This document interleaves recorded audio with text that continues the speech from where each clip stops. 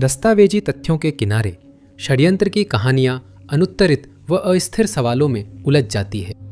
जनता की चेतना संदेह, रहस्य और अटकलों की डोर को पकड़ने में लगी रहती है ताकि चीजों की बड़ी योजना को सुलझाया जा सके।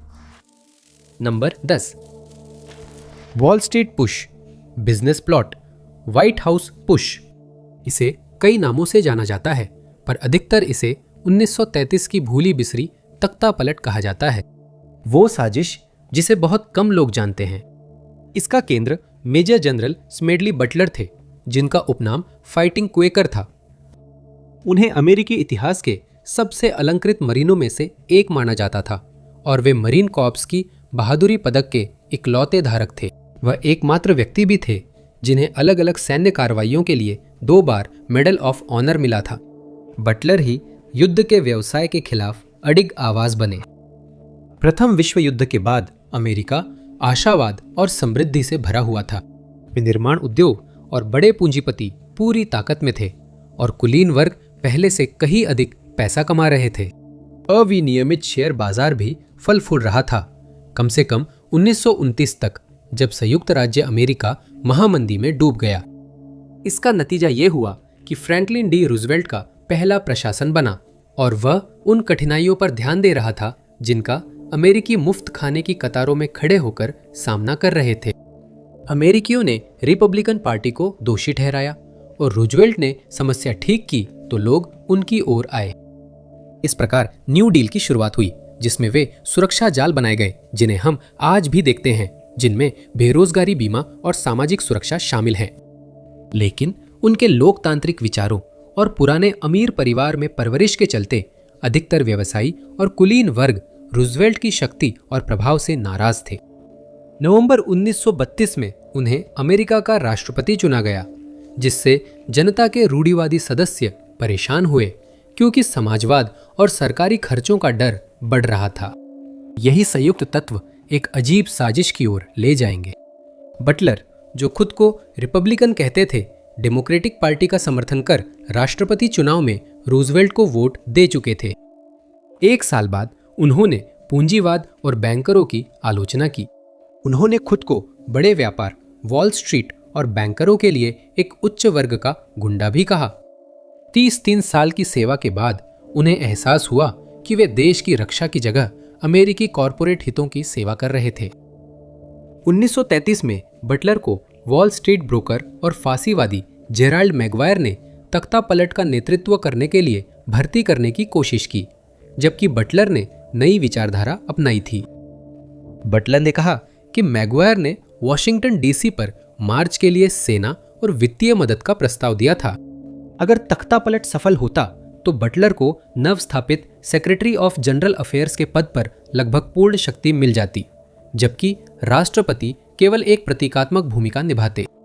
शपथ के तहत बटलर ने गवाही दी कि व्यापारियों का एक समूह एक फांसीवादी पूर्व सैनिक संगठन बना रहा था ताकि राष्ट्रपति रूजवेल्ट को हटाने के लिए तख्ता पलट किया जा सके, और वे चाहते थे कि उनकी जगह उन्हें एक फांसीवादी तानाशाह के रूप में स्थापित किया जाए। बटलर ने अपनी गवाही में Maguire, Robert Clark, Grayson Murphy और प्रेस्कॉट बुश सहित कई प्रमुख लोगों को लिप्त बताया। इनमें से हर एक ने अपनी संलिप्तता से इनकार किया। मैगवायर ही अकेले समिति के सामने पेश हुए। सुनवाई के अंत तक किसी पर भी मुकदमा नहीं चलाया गया, क्योंकि न तो कोई भौतिक सबूत था और न ही प्रस्तावित तख्ता पलट को अंजाम दिया गया था। अंतिम रिपोर्ट में कहा गया कि इन प्रयासों पर चर्चा हुई, योजना बनी और वित्तीय समर्थकों के उपयुक्त समझने पर इन्हें लागू किया जा सकता था। जांच की शुरुआत में मीडिया ने बटलर के दावों को एक बहुत बड़ा धोखा बताया था, लेकिन बाद में उन्होंने अपनी राय बदल ली और स्वीकार किया कि वॉशिंगटन पर फांसीवादी मार्च का विचार चौंकाने वाला सच था। नंबर 9, एरिया 51, शायद व्हाइट हाउस के बाद दूसरा सबसे प्रसिद्ध अमेरिकी ठिकाना है। ये गोपनीय ठिकाना नेवादा टेस्ट और ट्रेनिंग रेंज नेवादा में स्थित है। यहाँ होने वाले ऑपरेशंस के बारे में सार्वजनिक रूप से कोई जानकारी नहीं है और यूएसएएफ का दावा है कि यह सिर्फ एक खुला प्रशिक्षण क्षेत्र है। इस संस्थान के बारे में गोपनीयता, कड़ी सुरक्षा और जानकारी न देने की वजह से अमेरिकियों और बाकी दुनिया में एक व्यापक अटकलों का खेल शुरू हो गया है, जिसमें लोग सोचते हैं कि ये क्या है और वहां असल में क्या हो रहा है। एरिया 51 एलियन से जुड़ी साजिशी थ्योरीज के खजाने के केंद्र में है। सबसे प्रसिद्ध थ्योरी के अनुसार अमेरिकी सरकार एलियन अंतरिक्ष यान छुपा रही है और उसकी तकनीक समझने व नकल करने की कोशिश कर रही है। कुछ साजिशी थ्योरी समुदाय मानते हैं कि एरिया 51 एलियन शवों और पोस्टमार्टम के लिए एक उन्नत प्रयोगशाला या मुर्दा घर है। बॉब लजार ने यह दावा किया कि S4 थ्योरी के अनुसार एरिया 51 से जुड़ी एक अलग सुविधा में उन्होंने उड़न तश्तरियों पर काम किया था। उस क्षेत्र में UFO देखे जाने की कई रिपोर्ट आई है। वैकल्पिक चर्चाओं में समय यात्रा और टेलीपोर्टेशन पर शोध भी शामिल है। हाल ही में एरिया 51 के उत्साही और परग्रही जीवन के शोधकर्ताओं के बीच एक नया सुझाव चर्चा में है। षड्यंत्र सिद्धांत ये सवाल उठाता है, क्या होगा अगर एरिया 51 वास्तव में एक छलावा है? इस विचार का पता षड्यंत्र सिद्धांतों के सब रेडिट तक लगाया गया, जहां लोनली सी 5885 ने सोचा कि यह प्रतिष्ठान, जो कथित तौर पर गुप्त बेस के हिसाब से ज्यादा छिपा हुआ नहीं है, कहीं असली छुपे ठिकाने से ध्यान भटकाने के लिए बनाया गया छलावा तो नहीं है। एक सिद्धांतकार ने लिखा कि उनके एयरफोर्स मित्र नेवादा में काम करते थे और अक्सर एरिया 52 का जिक्र करते थे, पर कभी वहां की गतिविधियों का खुलासा नहीं किया। इस टिप्पणी से संकेत मिलता है कि एरिया 51 शायद तब तक एक गुप्त सुविधा थी जब तक वह उजागर नहीं हो गई, जिससे सरकार ने असली बेस को कहीं और स्थानांतरित कर दिया और मूल स्थान को वैसे ही एक पर्यटक स्थल बनने के लिए छोड़ दिया जैसा कि वह अब है। कई अन्य रेडिट उपयोगकर्ता और षड्यंत्र सिद्धांतकार भी मानते हैं कि शायद यही सच है और वे भी ऐसा ही विश्वास करते हैं। एरिया 51 का मकसद एलियन जीवन और तकनीक पर शोध था, लेकिन ये इतनी चर्चा में आ गया कि इसे छुपाना मुश्किल हो गया, इसलिए गुप्त रूप से स्थानांतरण किया गया। कुछ लोगों का मानना है कि नया पता एक अनाम द्वीप पर है जो नक्शों या गूगल अर्थ पर नहीं दिखता। फिर सवाल उठा कि अगर एरिया 51 असली जगह नहीं तो वह गुप्त सरकारी बेस कहाँ है जो एलियन रिसर्च पर केंद्रित है? काल्पनिक एरिया 52 कहीं भी हो सकता है। अलास्का में बेस है, जैसे JBER और EAFB। संयुक्त राज्य अमेरिका में कैंप पीरी CIA के गुप्त ऑपरेशनों के लिए सुरक्षित प्रशिक्षण स्थल है और शायन माउंटेन कॉम्प्लेक्स कथित तौर पर अंतरिक्ष रक्षा निगरानी के लिए बनाया गया था। यह भी माना जाता है कि असली बेस ऐसी जगहों पर हो सकता है जहां पहुंचना बहुत मुश्किल है, जैसे कि दुर्गम पहाड़, बर्फ से ढके इलाके या गहरे घाटियों की खाइयों में। नंबर 8, गायब होने वाले मोजों का एक सार्वभौमिक रूप से पहचाना गया रहस्य है, जिसमें कपड़े एक बड़ी वॉशिंग मशीन में डाले जाते हैं और उनमें से कुछ ही वापस बाहर निकलते हैं। हालांकि इसे एक मजाकिया घटना के रूप में देखा जाता है जिस पर कई लोग बस हंस देते हैं, लेकिन गायब होने वाले मोजों का रहस्य जितना मजेदार सुनाई देता है उतना ही असली है। निशाने पर आया कपड़ा गायब हो जाता है और कोई भी, यहाँ तक कि विशेषज्ञ भी, यह पता नहीं लगा पाए हैं कि वह आखिरकार कहाँ गया। कुछ लोगों ने मजाकिया कहानियां सुनाई, जबकि कुछ ने घटना का विश्लेषण कर परिकल्पनाएं बनाई। एक परिकल्पना स्पेस टाइम थ्योरी है, जिसमें कहा गया है कि वॉशिंग मशीन और टंबल ड्रायर छोटे वर्म होल बनाते हैं। दावे के अनुसार इन उपकरणों की तेज स्पिनिंग से विद्युत चुंबकीय क्षेत्र बनता है जो स्पेस टाइम मोड़ता है और छोटे पोर्टल बनाता है जिनमें कपड़े, खासकर मोजे, खिंच जाते हैं। वॉशिंग मशीन और टंबल ड्रायर की इलेक्ट्रिक मोटर लगभग 50 से 60 हर्ट्ज की कम आवृत्ति वाले चुंबकीय क्षेत्र बनाती हैं। वर्म होल्स एक सैद्धांतिक अवधारणा है जो आइंस्टाइन के सामान्य सापेक्षता सिद्धांत में आती है और अब तक देखे नहीं गए हैं। हालांकि हाल ही में संभावित वर्म होल इकोस पर किए गए अध्ययनों में जो संकेत वर्म होल के दूसरी तरफ से आते हैं, एक इको का संकेत मिलता है। पल्स लगभग 56.93 हर्ट्ज पर बना रहता है, जो घूमने वाले घरेलू उपकरणों द्वारा उत्पन्न चुंबकीय क्षेत्रों की आवृत्ति सीमा के भीतर संयोग से आता है। फिर भी इस सिद्धांत का समर्थन करने के लिए कोई सबूत नहीं है कि ये मशीनें छोटे वर्म होल बना रही हैं जो मोजों को निगल जाती हैं। जैसे बाकी साजिशी थ्योरीज, इस विचार से लोग उस चीज को समझने की कोशिश करते हैं जिसे हम नहीं समझते। फिर एक ग्रेजुएट छात्र ने इस असामान्यता की गहराई से जांच शुरू की और पृथ्वी पर लोगों द्वारा खोए गए मौजों की अनुमानित संख्या से शुरुआत की। ये संख्या औसतन प्रति वर्ष 1.3 मौजें थी। फिर एक समय रेखा बनाई गई जिसकी शुरुआत 1956 में वॉशिंग मशीनों के व्यापक उपयोग से हुई। अंत में छात्र ने औसत मोजे का भार भी ध्यान में रखा जो कि 25 ग्राम है। कई दशकों में अरबों लोग हर साल अरबों मोजे खोते हैं तो एक संख्या सामने आती है और वह काफी बड़ी है। इतिहास में खोया गया हर एक मोजा अगर सैद्धांतिक वॉशिंग मशीन वर्म होल के जरिए एक ही जगह इकट्ठा कर दिया जाए तो सीधे शब्दों में कहें तो उसका भार सूरज के भार का 1.44 गुना होगा। ये प्रसिद्ध खगोल भौतिक विज्ञानी थे जिन्होंने साबित किया कि सफेद बौना तारा सूरज के भार से 1.44 गुना से अधिक नहीं हो सकता, वरना वो अपनी ही गुरुत्वाकर्षण शक्ति से ढहकर ब्लैक होल बन जाएगा। षड्यंत्र सिद्धांत के अनुसार समय स्थान के जरिए ले जाए गए मोजे एक जगह इकट्ठा होकर ब्लैक होल बनाते हैं। इसके बाद गायब होने वाले किसी भी मोजे को अंततः उसी ब्लैक होल में खींच लिया जाएगा और वे अज्ञात स्थानों में पहुंच जाएंगे। इस सुझाव को षड्यंत्र प्रेमियों ने इसलिए अपनाया है ताकि वे समझा सके कि कभी कभी उनके वॉशिंग मशीन या ड्रायर में अनजान कपड़े कैसे आ जाते हैं जो कभी उनके थे ही नहीं और जिन्हें कोई पहचानता भी नहीं। नंबर 7, क्योंकि वे आज हमारे बीच नहीं हैं, इसलिए विशाल छिपकली जैसे जीवों का पृथ्वी पर घूमना समझना थोड़ा मुश्किल है। हमें उनके केवल सामान्य आकार का ही पता है क्योंकि वे तलछट में जीवाश्म बन गए थे और हमें यह भी केवल उनकी छोड़ी हुई हड्डियों से ही पता चलता है कि वे कभी अस्तित्व में थे। ये सोचकर अजीब लगता है कि पृथ्वी पर कभी ऐसे जानवर थे जो आज के जानवरों से बिल्कुल अलग दिखते थे।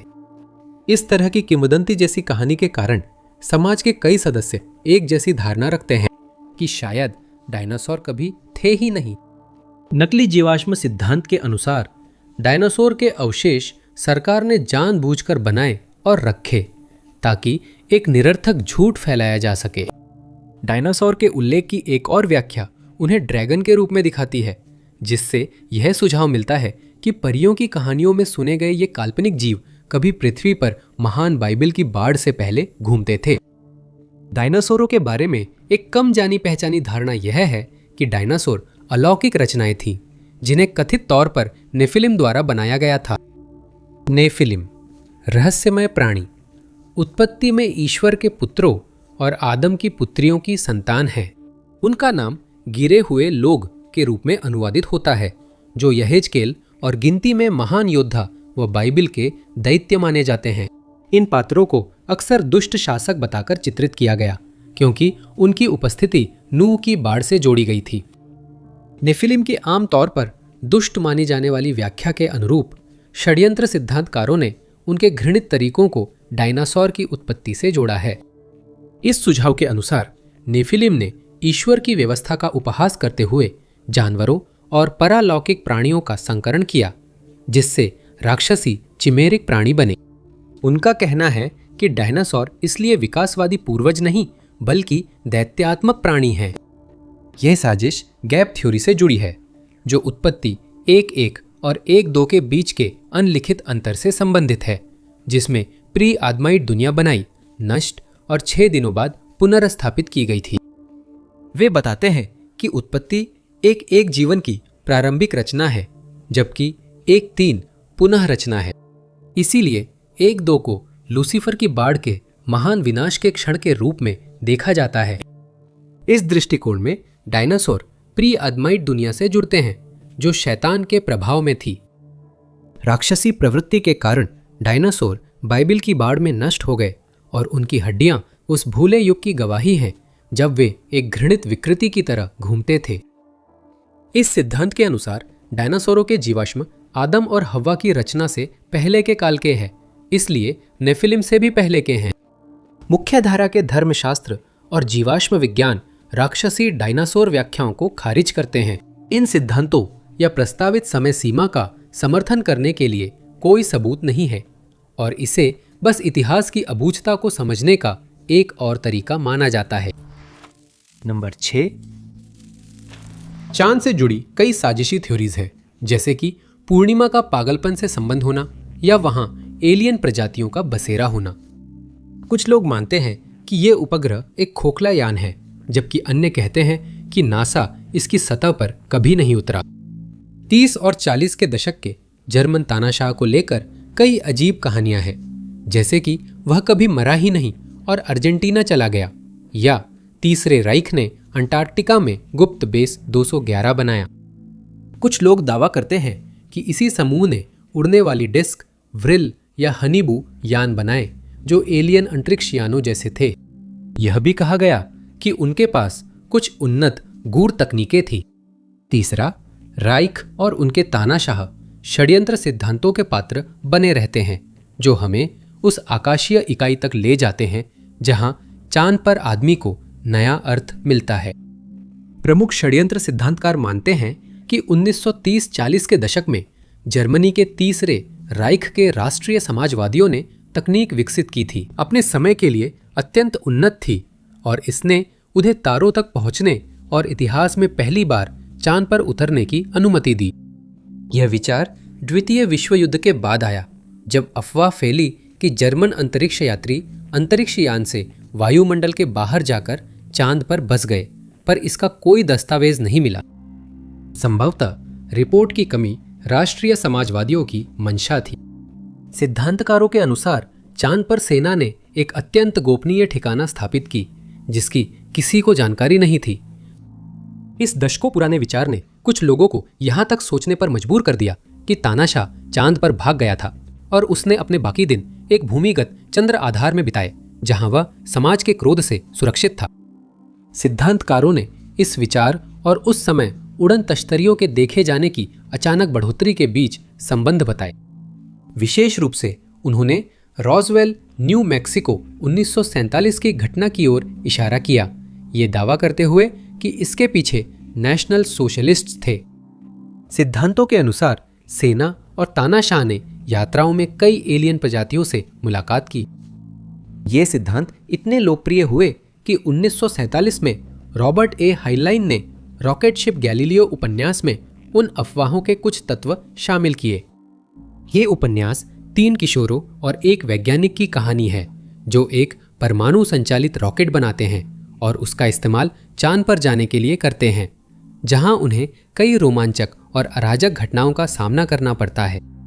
ये किताब द्वितीय विश्व युद्ध के बाद लिखी गई और उस समय की अंतरिक्ष यात्रा की आशंकाएं दिखाती है। यह किताब उस समय वैज्ञानिक रूप से सटीक लिखी गई थी और 22 साल बाद चांद पर उतरने की घटना के समय भी इसमें अंतरिक्ष यात्रा को वास्तविक रूप में दिखाया गया। हाई लाइन के रॉकेट जहाज गैलीलियो का इतना विस्तार पूर्वक और सटीक वर्णन था कि कई लोग मानने लगे तीसरा राइख सच में चांद पर पहुंच गया और शायद तानाशाह भी वहीं छिपा है। नंबर 5, 1 अप्रैल 2026 से शुरू होकर 9 दिन 1 घंटा और 32 मिनट तक आर्टेमिस 2 के चालक दल ने चांद के फ्लाईबाई के लिए अपनी यात्रा शुरू की। इस यात्रा ने उन्हें चांद के चारों ओर घुमाया और फिर वापस ले आई, और जहाज में सवार लोग चांद के उस पार, जिसे कई लोग डार्क साइड भी कहते हैं, देखने वाले पहले लोग बने। ये पहली बार था जब चांद के दूसरी ओर की तस्वीरें ली गई, जिससे हमें उसकी गड्ढेदार सतह को उच्च गुणवत्ता में देखने का मौका मिला। लेकिन आर्टेमिस 2 मिशन अपने साथ नए सवाल भी लेकर आया, जैसे कि 57 सालों में हम चांद पर वापस क्यों नहीं गए। इस सवाल का आधिकारिक जवाब यह है कि जनता की रुचि कम हो गई थी और उसके साथ ही चंद्र अन्वेषण के लिए समर्थन भी घट गया। लेकिन सवाल उठता है कि एक मिशन के बाद ही रुचि क्यों कम हो गई। षड्यंत्र सिद्धांतकारों के लिए इस सवाल का जवाब कि हम वापस क्यों नहीं गए कहीं ज्यादा जटिल था, और ये इस विचार से शुरू हुआ कि हम चांद पर इसलिए वापस नहीं गए क्योंकि हम पहली बार वहां गए ही नहीं थे। ठीक वैसे ही जैसे चांद पर उतरना फर्जी था वाला सिद्धांत था, संदेह करने वाले नागरिकों ने यह दावा किया कि आर्टेमिस 2 मिशन असल में हुआ ही नहीं, बल्कि यह भी एक और दिखावा था, बस ऊंचे पदों और लोकप्रिय हस्तियों की गलतियों से ध्यान भटकाने के लिए एक और बहाना था। और ये सच में 10 दिन तक काम कर गया। अंतरिक्ष यात्रियों के रॉकेट में चढ़ते ही जनता की नजरें हर पल उन पर थीं। आशावादी और संदेहवादी दोनों इस मिशन को ध्यान से देख रहे थे और पृथ्वी पर भेजी गई शानदार फुटेज देखकर हैरान थे। ये आशावादियों के लिए प्रेरणादायक था और वे हैरान रह गए। संदेहवादियों के लिए ये सिर्फ एक और झूठ था। उन्होंने कहा कि ग्रीन स्क्रीन ने झूठे मिशन की पृष्ठभूमि बनाई थी। ये अमेरिका नाम की फिल्म के सेट पर एक और पल था। सिद्धांतकारों ने फुटेज में कई असंगतियां और गड़बड़ियां बताई जो समझ नहीं आती थीं। उदाहरण के लिए कुछ लोगों ने अंतरिक्ष यात्रियों के एक वीडियो की ओर इशारा किया और बताया कि क्रिस्टीना कोच के बाल वैसे नहीं दिख रहे थे जैसा अपेक्षित था। ऐसा लग रहा था कि वो अपनी जगह पर जमे हुए हैं, जिससे पूरे मिशन को लेकर संदेह पैदा हो गया। एक वीडियो जिसे 1 मिलियन से ज्यादा बार देखा गया में अंतरिक्ष यात्री शून्य गुरुत्वाकर्षण में तैरते दिखते हैं, लेकिन सिद्धांतकारों ने फ्रेम में तारे दिखने पर कहा कि वे बस किसी प्रॉप के सामने लटक रहे थे। एआई द्वारा जनरेट किए गए फुटेज की अफवाहें भी फैल रही, जिसे सिंथ आईडी के वाटरमार्क चेक टूल ने और मजबूत कर दिया। चांद के दूर हिस्से की तस्वीरों पर भी बहसें होने लगी। कुछ लोगों ने कहा तस्वीरें नकली है क्योंकि उनमें रोशनी है, जबकि नासा ने इसे सूरज, चांद और अंतरिक्ष यान के सीध में होने का असर बताया। एक और चीज जिसे आर्टेमिस 2 मिशन को नकली साबित करने के सबूत के तौर पर पेश किया गया, वो थी 1968 के अपोलो 8 मिशन की तस्वीरों और 2026 के मिशन की तस्वीरों के बीच अजीब समानता। ऐसा लगा जैसे पृथ्वी चांद के मुकाबले फिर उसी स्थिति में थी जैसी सालों पहले थी। हालांकि एक आखिरी गड़बड़ी ने इस साजिश सिद्धांत को और विश्वसनीय बना दिया। एक फ्राइडियन स्लिप थी जो जनता के एक बड़े हिस्से को यह मानने के लिए काफी थी कि आर्टेमिस 2 मिशन हुआ ही नहीं था। एक इंटरव्यू के दौरान मिशन के कप्तान रीड वाइसमैन ने निम्नलिखित बयान दिया। उन्होंने कहा, उद्धरण, यह पहली बार है जब हम इंसानों को चांद पर भेजने जा रहे हैं। हालांकि आर्टेमिस 2 मिशन वो दूसरा मौका होता जब मानवता चांद पर जाती, अगर साजिश के सिद्धांतकारों की माने तो, जिन्होंने पहले ही इस पर सवाल उठाए हैं कि क्या पहली बार ऐसा हुआ भी था। नंबर 4, ये 2024 में था जब संयुक्त राज्य अमेरिका में 2 सबसे विनाशकारी प्राकृतिक आपदाएं एक दूसरे के बहुत करीब घटी थी। इस जोड़ी में से पहली 26 सितंबर को उत्तर पश्चिमी फ्लोरिडा में आई थी और इसका नाम था हरिकेन हेलेन, जो एक बड़ी विनाशकारी उष्णकटिबंधीय चक्रवात थी। तेजी से तीव्र होने के कारण इसने टेनेसी, जॉर्जिया, नॉर्थ कैरोलिना और साउथ कैरोलिना में भारी तबाही मचाई। तेज हवाएं थी और बाढ़ भी जल्दी आ गई, जिससे यह अमेरिका में हरिकेन मारिया के बाद सबसे घातक हरिकेन बना। सिर्फ 1 महीने बाद अगली विनाशकारी आपदा आई। यह एक अत्यधिक शक्तिशाली उष्णकटिबंधीय चक्रवात था जिसने युकाटन, मेक्सिको, पश्चिमी क्यूबा और पूर्वी मध्य फ्लोरिडा में तेज हवाएं, भारी बारिश और बाढ़ लाई। हरिकेन मिल्टन ने अक्टूबर 2025 में जमीन पर दस्तक दी और अपनी विस्फोटक तीव्रता के लिए जाना गया, जिसमें यह सिर्फ 24 घंटे से भी कम समय में कैटेगरी 5 के तूफान से अटलांटिक के अब तक के सबसे शक्तिशाली हरिकेन में बदल गया। मिल्टन ने व्यापक नुकसान पहुंचाया, जिसकी कुल लागत 34.3 अरब डॉलर रही। बुनियादी ढांचे और फसलें नष्ट हो गई।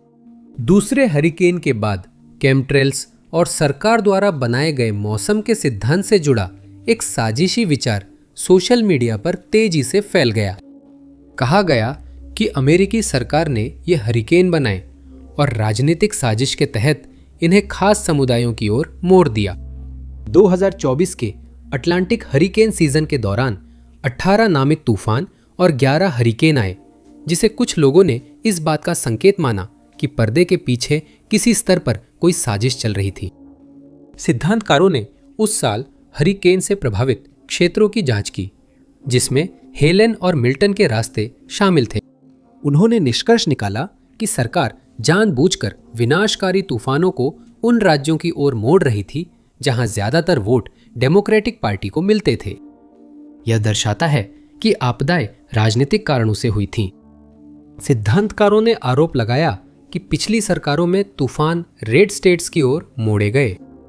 कुछ सिद्धांतकारों के मुताबिक नेक्सरैट डॉपलर रडार सिस्टम का उपयोग उष्णकटिबंधीय तूफानों को लक्ष्यों की ओर मोड़ने में हो रहा है। बिल्कुल, इसका कोई ठोस सबूत नहीं है और ऐसे कई तूफान तो अहम अमेरिकी चुनावों के दौरान या आसपास भी शायद ही आते हैं। इस सिद्धांत के समर्थन में केवल मार्जोरी टेलर ग्रीन का नाम आता है, जिन्हें सबसे असंतुलित अमेरिकी राजनेताओं में गिना जाता है। उन्होंने सोशल मीडिया पर दक्षिण पूर्वी अमेरिका का नक्शा पोस्ट किया, जिसमें तूफान प्रभावित और राजनीतिक पार्टी अनुसार चुनावी क्षेत्र दिखाए गए, ताकि यह दिख सके कि तूफान चुनाव को कैसे प्रभावित कर सकता है।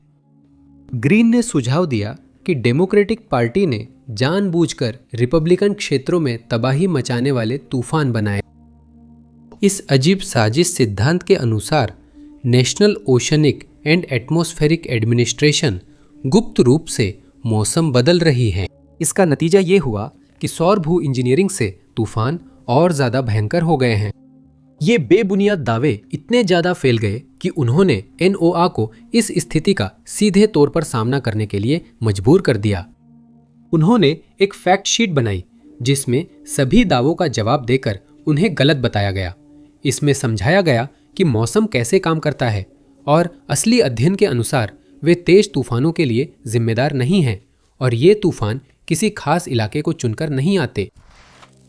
तीसरे नंबर पर ओरिएंट पॉइंट न्यूयॉर्क की एक सुविधा थी जिसे देश की रक्षा और सीमा पार से जानवरों की बीमारियों के प्रवेश को रोकने के लिए बनाया गया था। इसे plum island animal disease centre कहा जाता था, जिसमें PIADC वैज्ञानिक शामिल थे जो कई महत्वपूर्ण प्रकोप तैयारियों पर सहयोग करते थे। इसमें प्रतिक्रिया, वैक्सीन, उपचार, पहचान, निदान और डिकंटेमिनेशन के लिए तकनीकों का विकास शामिल था। केंद्र के अहम पहलुओं में अफ्रीकी स्वाइन फीवर को रोकना और हैंड, फुट और माउथ डिजीज की रोकथाम या इलाज के तरीके ढूंढना शामिल है। इस द्वीप पर अमेरिका का एकमात्र हैंड, फुट और माउथ डिजीज वैक्सीन बैंक था। यह 1954 में स्थापित हुआ, 71 साल तक चला और 2025 में बंद कर दिया गया ताकि मैनहट्टन कैंसर स्थित नए और अधिक उन्नत national bio and agro defence facility में स्थानांतरित किया जा सके। लेकिन plum island animal disease centre बिना अटकलों, सिद्धांतों और वहां होने वाली घटनाओं के बारे में अजीबोगरीब दावों को आकर्षित किए बिना न तो अस्तित्व में रह सकता था और न ही समाप्त हो सकता था। एक साजिश सिद्धांत के मुताबिक इस सुविधा का सामान्य विवरण केवल दिखावा है और यहाँ बीमारी से जुड़ा कोई असली शोध नहीं हो रहा। इसके बजाय सिद्धांतकारों का कहना है कि इसी संस्थान में वैज्ञानिक जानवर मानव संकर बना रहे हैं। 2008 के मॉन्टॉक मॉन्स्टर को एक असफल प्रयोग कहा गया था। उसी गर्मी में लॉन्ग आइलैंड के किनारे किसी स्तनधारी के मांस का अजीब सा लोथड़ा बहकर आ लगा था। स्थानीय लोगों ने इसे मॉन्टॉक मॉन्स्टर कहा, जिससे क्रिप्टोजोलॉजिस्ट आकर्षित हुए। इसका वर्णन बिना बालों के शरीर रैकून, कुत्ते या सूअर जैसा था। कहा जाता है कि यह मॉन्स्टर प्लम आइलैंड फैसिलिटी से या तो एक असफल प्रयोग था जिसे समुद्र में फेंक दिया गया था, या फिर प्रयोगों से भागा हुआ जीव था। एक और साजिशी सिद्धांत यह दावा करता है कि इस फैसिलिटी में काम करने वाले वैज्ञानिक राष्ट्रीय वैज्ञानिक थे जो चांद आधारित एलियन थ्योरी की तरह एलियन तकनीक विकसित कर रहे थे। एक चर्चा में सिद्धांतकारों का कहना है कि प्लम आइलैंड एक गुप्त जगह है जहां सरकार जैविक युद्ध के हथियार बना रही है, जैसे लाइम रोग। 2019 में कुछ लोगों ने इस फैसिलिटी को अमेरिका में लाइम रोग के प्रवेश से जोड़ा, ये कहते हुए कि 70 के दशक में वहां टिक पर प्रयोग किए गए थे। हालांकि इसे पहले ही खारिज किया गया है, फिर भी कई लोग मानते थे कि लाइम रोग को जानबूझकर राजनीतिक कारणों से फैलाया जा रहा था और संभावित जैविक युद्ध हथियार के रूप में उसका परीक्षण किया जा रहा था। प्लम आइलैंड को कई और बेबुनियाद साजिशी सिद्धांतों से जोड़ा गया है, जिससे इसे हॉरर आइलैंड का खिताब मिल गया है। यह विषय बात की लेखनी और छाया सरकार की टॉप सीक्रेट सुविधाओं की अटकलों का केंद्र रहा है। नंबर 2, रोसवेल घटना यूएफओ और एलियन से जुड़ी साजिशों में सबसे प्रसिद्ध और सबसे अच्छी तरह से प्रलेखित घटनाओं में से एक है। ये 1947 में हुआ था, जब कथित तौर पर ऊंचाई पर उड़ रहा एक गुब्बारा न्यू मैक्सिको के रॉसवेल के पास दुर्घटनाग्रस्त हो गया, जिससे संयुक्त राज्य वायुसेना को गिरे हुए वस्तु को बरामद करने के लिए मौके पर जाना पड़ा। हालांकि इस प्रतिक्रिया ने ढेर सारे साजिश सिद्धांतों को जन्म दिया, जिसमें संदेहवादियों ने यह प्रस्तावित किया कि इसमें एलियंस शामिल थे। सेना ने दावा किया कि मलबा उड़न तश्तरी से आया था, जिससे रुचि और बढ़ी। बाद में उन्होंने दावा खारिज कर कहा कि ये हिस्से टॉप सीक्रेट प्रोजेक्ट मोगुल के मौसम गुब्बारे से जुड़े थे, जिसका मकसद सोवियत परमाणु परीक्षण पता करना था। हालांकि पीछे हटना व्यापक साजिश सिद्धांतों को शांत करने के लिए पर्याप्त नहीं था, बल्कि इससे उन्हें और भी बढ़ावा मिला। कई लोगों का मानना था कि अब सरकार एलियंस के अस्तित्व को छुपाने की कोशिश कर रही है। ये घटना तब हुई जब देश में उड़न तश्तरी का क्रेज था और आसमान में अजीब चीजों व परग्रही आगंतुकों की खबरें आ रही थीं। एलियन उत्साह के बीच रॉसवेल घटना ने कई वैकल्पिक व्याख्याएं आकर्षित की, जिन्हें साजिश सिद्धांतकारों ने समझने के लिए गढ़ा था। एक व्याख्या में यह सवाल उठाया गया कि क्या रॉसवेल यूएफओ के पीछे सोवियत थे। यह सवाल एक अनाम स्रोत के बयान के बाद उठा, जिसने दावा किया कि वह EZ&G कंपनी का इंजीनियर था। यह कंपनी एरिया 51 में काम करती थी, जहां एलियन पर प्रयोग और उनकी तकनीक जमा की जाती है। स्रोत के अनुसार उसने और 4 EZ&G इंजीनियरों ने रोजवेल क्रैश के अवशेषों का अध्ययन किया। उसने जो देखा और महसूस किया, उसी के आधार पर उसने माना कि रॉसवेल की घटना में सोवियतों का हाथ था। शीत युद्ध में उसने कहा, सोवियतों ने फ्लाइंग विंग एयरक्राफ्ट पर जर्मन समाजवादी वॉल्टर और रेमार हॉर्टन के काम का फायदा उठाया। बताया जाता है कि उन्होंने एक डिस्क जैसी वस्तु बनाई थी जो छुपकर उड़ सकती थी और रडार से बच सकती थी। कहा जाता है कि अमेरिकी सेना ने वह तकनीक एरिया 51 में विकसित की। अगले कुछ दशकों में सेना ने ऐसे विमान पेश किए जैसे हमने पहले कभी नहीं देखे थे, जिनमें F-117 भी शामिल है, जिसे एक छुपकर हमला करने वाले विमान के रूप में बनाया गया था। सोवियत नेताओं ने प्रतिद्वंदियों की तकनीकी प्रगति, जैसे पहली परमाणु वारहेड के निर्माण और उपयोग से चिंता जताई। गुमनाम सूत्र ने दावा किया कि रॉसवेल घटना सोवियत संघ द्वारा एक चेतावनी के रूप में बनाई गई थी कि वे एक यूएफओ धोखा रच सकते हैं और रचेंगे, जिससे सभी अमेरिकियों के दिलों में डर बैठ जाएगा।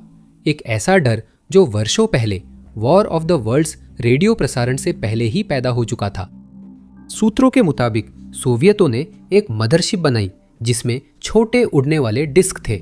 रोसवेल घटना के दिन कथित मदरशिप अलास्का में मंडरा रही थी और वहां से ड्रोन भेजे गए।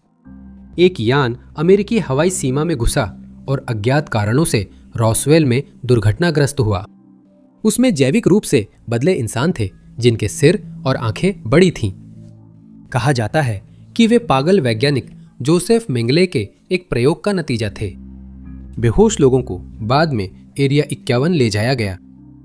षड्यंत्र सिद्धांतकार मानते हैं कि यह व्याख्या रॉसवेल घटना और यूएफओ रिपोर्ट्स में अचानक वृद्धि से मेल खाती है, जो गुमनाम दावे के अनुसार मदरशिप से छोड़े गए ड्रोन हो सकते हैं। इस सिद्धांत के अनुसार सोवियतों ने अपना लक्ष्य हासिल किया। पूरे अमेरिका में डर फैल गया और कई लोगों को लगा कि किसी बाहरी ग्रह की प्रजाति ने हमला किया है। सेना के शुरुआती बयान ने डर बढ़ाया, जिसमें कहा गया कि रॉसवेल में मिली वस्तु उड़न तश्तरी थी। बयान और फैलती हुई थ्योरीज के बाद ये अफवाह उड़ी कि मौसम गुब्बारे वाली सफाई एक छुपाव थी। नंबर 1। 5 मई 2026 को जब अजीब दावे बढ़ रहे थे, रक्षा सचिव पीट हेग्सेथ ने कहा, मैं ये पुष्टि या खंडन नहीं कर सकता कि हमारे पास कामिकाज़े डॉल्फिन हैं, लेकिन मैं ये पुष्टि कर सकता हूं कि हमारे पास वे नहीं हैं।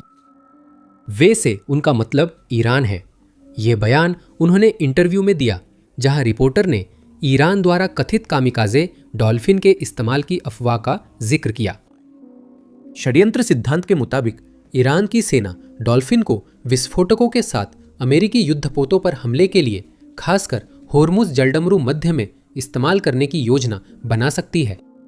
यह दावा 2 दशक पहले चर्चा में आया, जब रिपोर्टें आईं कि ईरान ने 2000 में पूर्व सोवियत संघ से सैन्य प्रशिक्षित डॉल्फिन खरीदी थीं। बताया गया कि ये लड़ाकू डॉल्फिन क्रीमन सुविधा से उस पूर्व प्रशिक्षक के जरिए आई थी जो जानवरों को खाना खिलाने के लिए फंड जुटा रहा था। सिद्धांतकारों का कहना है कि डॉल्फिनों को जहाज़ों और गोताखोरों पर हमले के लिए प्रशिक्षित किया गया है। आज ईरान के नियंत्रण में ऐसा अनुमान लगाया जाता है कि अब इन्हें ऐसे हथियारों से लैस किया गया है जो पानी के नीचे घुसपैठियों को निशाना बना सकते हैं। हालांकि यह किसी साइंस फिक्शन फिल्म की कहानी जैसी लग सकती है, लेकिन यह देखा गया है कि ये समुद्री स्तनधारी बेहद बुद्धिमान होते हैं और इन्हें पहले भी सैन्य अभियानों में इस्तेमाल किया जा चुका है। ऐसा सिर्फ सोवियत संघ ही नहीं कर रहा था। अमेरिका की नौसेना ने डॉल्फिन और समुद्री शेरों को पानी के नीचे रक्षा अभियानों जैसे बारूदी सुरंगों की पहचान, वस्तुओं की पुनर्प्राप्ति और गोताखोरों से रक्षा के लिए प्रशिक्षित किया था। हालांकि बताया जाता है कि उन्हें कभी भी हथियारों से लैस नहीं किया गया था। हालांकि हेक्सेट के अविश्वासपूर्ण और मजाकिया लहजे ने ही कई लोगों को यह मानने के लिए मजबूर कर दिया कि इस कहानी में शायद सरकार जितना बता रही है उससे कहीं ज्यादा कुछ हो सकता है। उसकी हंसी, जिसमें उसने कहा कि मैं ये पुष्टि या खंडन नहीं कर सकता कि हमारे पास कामिकाजे डॉल्फिन हैं या नहीं, इस बात की ओर इशारा करती थी कि ये संभावना है कि संयुक्त राज्य अमेरिका के पास ऐसा हथियार हो सकता है। साक्षात्कार की शुरुआत में हेक्सेट ने कहा, मैंने कामिकाजे डॉल्फिन की बात नहीं सुनी। ये वैसा ही है जैसे शार्क के पास लेजर बीम्स हों। तब से मीडिया अमेरिकी आधिकारिक बयानों की जांच कर रही है। ईरान के पास कामिकाजे डॉल्फिन होने से इनकार को रिपोर्टों को कमतर आंकने के रूप में देखा गया है, न कि तथ्यात्मक पुष्टि के रूप में। सोशल मीडिया पर उस इंटरव्यू को लेकर चर्चा है जिसमें मजाकिया अंदाज को घबराहट भरी हंसी और धोखे का संकेत माना जा रहा है। इस अटकल को और हवा देती है वो लगातार चल रही इंटरनेट की अफवाह, जिसमें दावा किया गया है कि 30 अमेरिकी नौसेना के डॉल्फिन जिन्हें युद्ध के लिए प्रशिक्षित किया गया था, वे हरिकेन कैटरीना के दौरान लापता हो गए थे। ये साजिश सिद्धांत कि ईरान ऐसे हथियारों का इस्तेमाल करने की योजना बना रहा है, इसके समर्थन में वास्तव में कोई सबूत नहीं है। आप सभी का देखने के लिए बहुत बहुत धन्यवाद। अगर आपको ये वीडियो पसंद आया हो तो ज़रूर लाइक बटन दबाएं, सब्सक्राइब करें और नोटिफिकेशन बेल दबाएं ताकि नए वीडियो की जानकारी मिले। मेरा नाम टॉप 5 अननोन्स है। अगले वीडियो में मिलेंगे।